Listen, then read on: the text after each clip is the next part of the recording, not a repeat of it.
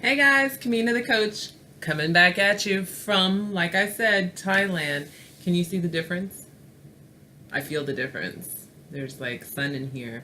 So where I was broadcasting before, from before was Saudi Arabia, like I said, and my apartment was a little bit like a dungeon, very little light. And sorry for the bounce, but you're on my fabulous, comfortable bed, and I feel good here. So, and there's lots of sunlight as you can see. So, I figured I'd broadcast from someplace where I feel comfortable and alive.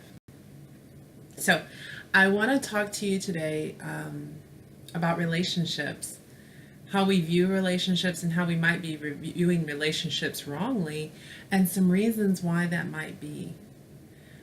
So before we get started, I just want to let you know that you might feel a little bit uncomfortable watching it because I feel uncomfortable talking about it. And I want you to know that I will speak some about parents, and no, I'm not a parent, but I am guilty of doing some of these things in my romantic relationships.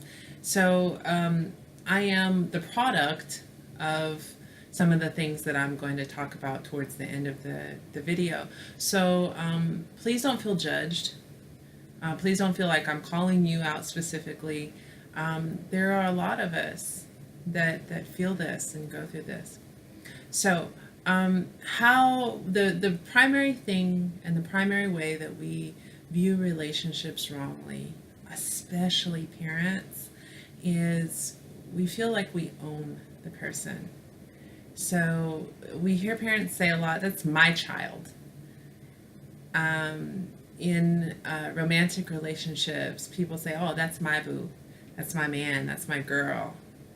So this is the number one problem that I think that we have with all relationships is ownership.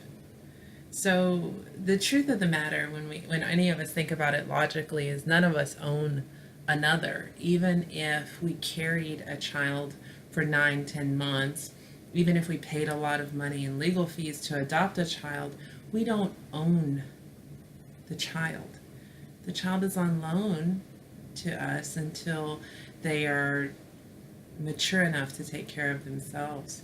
In fact, it's a blessing that you've been able to borrow the child from the universe for that to so that they can bring you some joy for that period of time.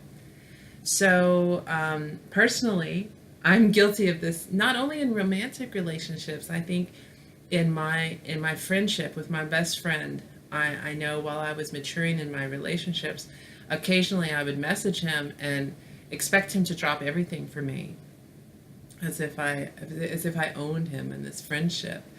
And none of us owns another. None of us is obligated to another, not in that sense. So this is, I think, the number one way that we view relationships wrongly. None of us owns another, right? So none of us owns another. So where does this come from? Where does this? It's a grasping. It's a need to control. And we feel like if we don't control it, that we might possibly lose it. And the folly of that is in trying to control it is where we lose it. In trying to control others and trying to own them and trying to have possession of them, that's where we ultimately lose our relationships. Certainly, parents that have teenagers can attest to this. The more tightly you try to clamp down on your child, the more they move away from you. If it's a movement, it might be like them kicking away from you. I know I did when I was younger.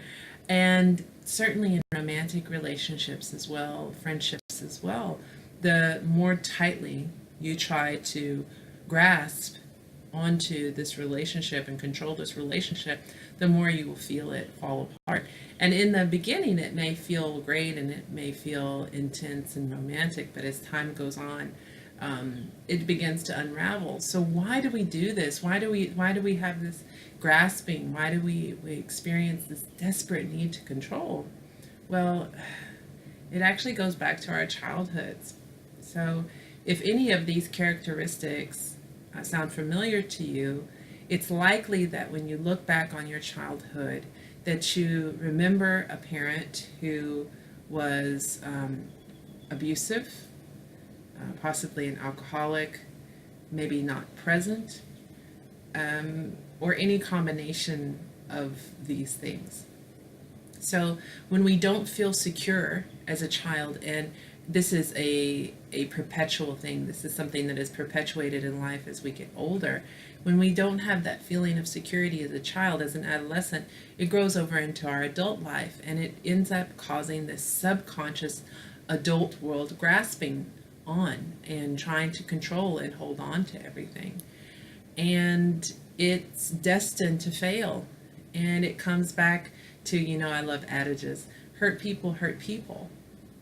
So if you haven't watched my video on how to heal, I strongly urge you to go to my channel listing page. I'll try to figure out how to link it down below.